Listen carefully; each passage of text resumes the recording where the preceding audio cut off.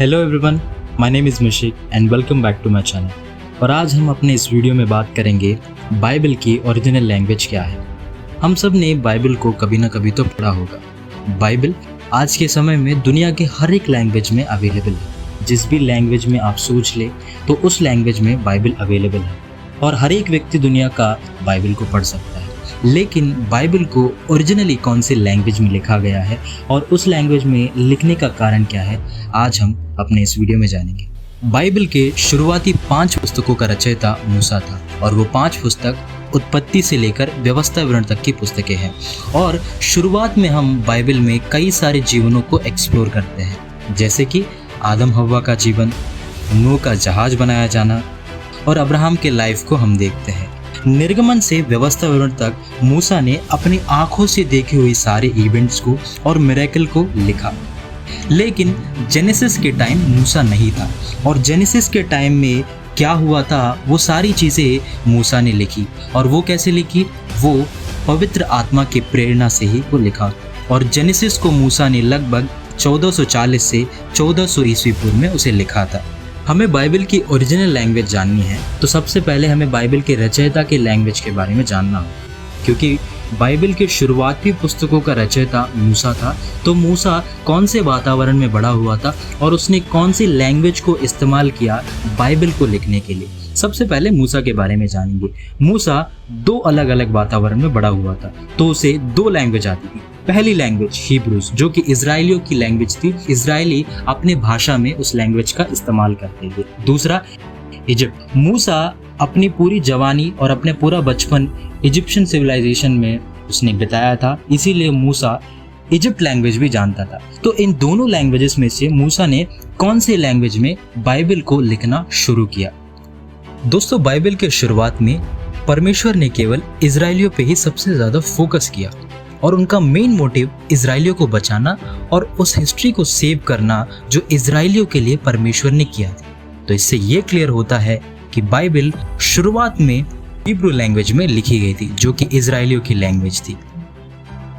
और ज़्यादातर old testament Hebrew language में ही लिखा गया था। और मैं ज़्यादातर क्यों बोल रहा हूँ? इसीलिए कि ओल्ड टेस्टमेंट में कुछ वर्ड्स हम अरामिक लैंग्वेज से भी देखते हैं, जैसे कि हेज्रा और दानियल के कुछ अध्याय और यिर्मयाह का एक वचन।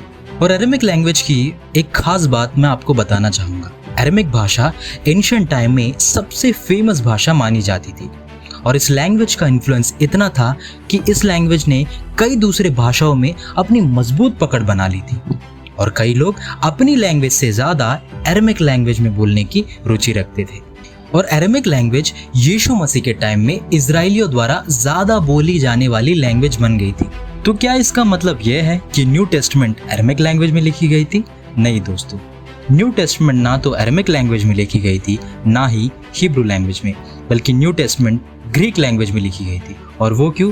क्योंकि ग्रीक सिविलाइजेशन तब तक पावर में आ चुकी थी और ग्रीक लैंग्वेज उस समय स्कॉलर्स द्वारा इस्तेमाल किए जाने वाला लैंग्वेज बन गया था। और 50 से 100 ईस्वी तक उन्होंने ग्रीक ट्रांसलेशन भी कर लिया था न्यू टेस्टमेंट का।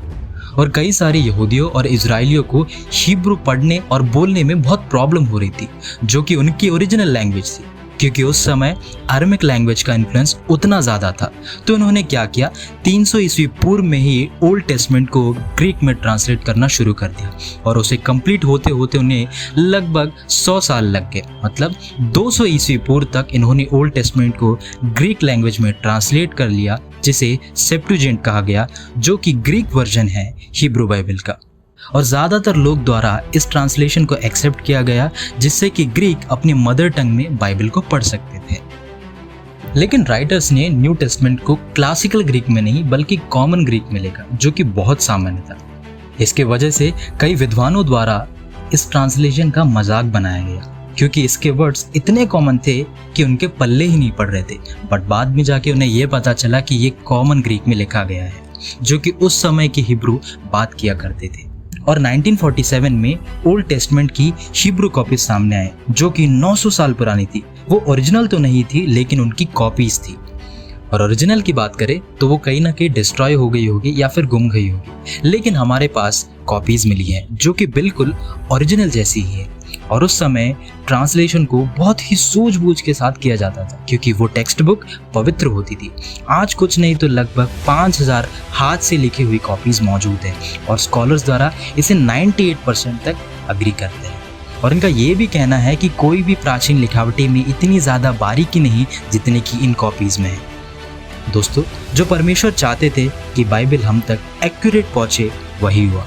आज लगभग 2300 लैंग्वेजेस में बाइबल का ट्रांसलेशन किया गया है, लेकिन ओरिजिनली बाइबल 3 लैंग्वेजेस में लिखा गया था। पहला हिब्रू, दूसरा ग्रीक और कुछ अरामिक लैंग्वेज में।